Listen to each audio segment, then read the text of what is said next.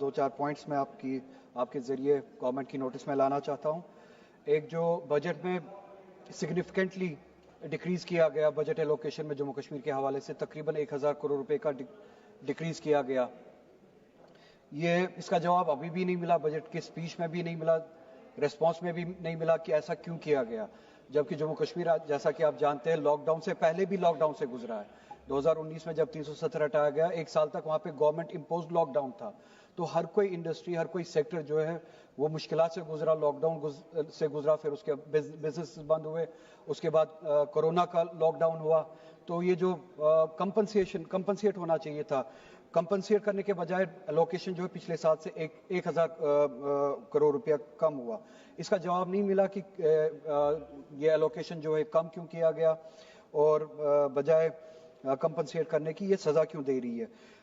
جموں کشمیر جیسا کہ آپ جانتے ہیں 370 ہٹانے کے بعد آج تک ان 5 سالوں میں پہلی بار ان ایمپلائمنٹ ریٹ ملک میں سب سے زیادہ ہے جموں کشمیر میں. ایسا پہلے کبھی نہیں تھا. پہلے نمبر پہ, دوسرے نمبر پہ جموں کشمیر, یہ ہم نے پہلی بار دیکھا 370 ہٹانے کے بعد. اس بجٹ میں ہم نے ٹارگیٹڈ ایمپلائمنٹ سکیمز جو ہے اس ایشو کو ایڈریس کرنے کے لیے کچھ نہیں دیکھا. اس کے برعکس اس کے حوالے سے بھی کوئی جواب نہیں آیا. میں چاہتا ہوں کہ ایک جواب آئے. یہ ان ایمپلائمنٹ کو جو ان 5 سالوں میں بڑھی ہے, اس حد تک کہ ہم سب سے زیادہ ان ایمپلائڈ اسٹیٹ بن چکے ہیں, اس کو ایڈریس کرنے کے لیے گورنمنٹ آف انڈیا کر کیا رہی ہے. اس کے برعکس آپ دیکھیے پولیس کا جو بجٹ ہے اس میں ایلوکیشن تقریباً 1000 کروڑ روپے کے قریب بڑھا دی گئی ہے. انڈسٹریز پہ نہیں, ہیلتھ سیکٹر پہ نہیں, ایجوکیشن پہ نہیں, ہارٹیکلچر پہ نہیں, ٹورزم پہ نہیں, بلکہ پولیس پہ 1000 کروڑ روپے کا انکریمنٹ کیا گیا ہے اس بجٹ میں. اب اگر کیا بھی ہے, کم سے کم ایس پی او جو ہے وہاں پہ جو سالہا انتظار کرے کہ ان کی نوکری پکی ہو جائے گی, کم سے کم یہ جو آپ نے انکریز کیا ہے بجٹ, اس پہ ایک آپ ان کے لیے خیال رکھتے, پروویژن رکھتے کہ ان کو پرمنٹ کیا جائے. کیونکہ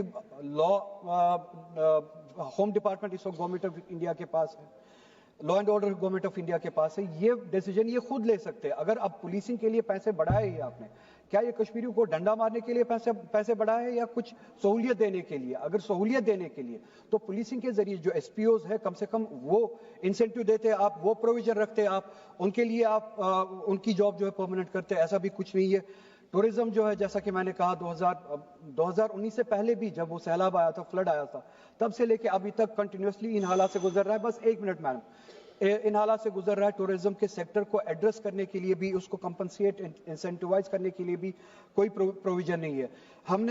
میں نے ایک ڈیمانڈ رکھی تھی پچھلے سال, میڈم آپ بھی تھوڑا سا سٹریس کیجئے گا گورنمنٹ کو, کہ جو ہمارا ہارٹیکلچر ہے, بیک بون ہے ہماری اکانومی کا, سیب آتا ہے کشمیر سے, پھر ملک کے منڈیوں میں بکتا ہے, مارکیٹس میں بکتا ہے.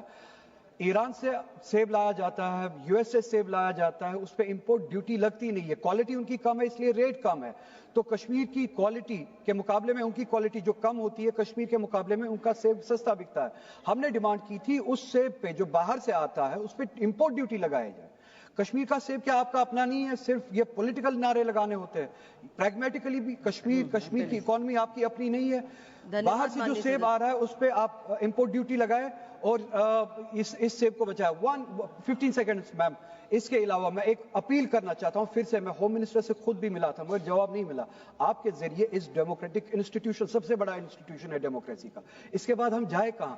ہزاروں نوجوان ہمارے بند ہے پچھلے 5 سالوں سے 7 سالوں سے وداؤٹ ٹرائل. یا تو ان کی سزا ختم کی جائے, ان کو اپنے گھروں میں واپس بھیجا جائے, یا کم سے کم ان کو کشمیر میں لایا جائے.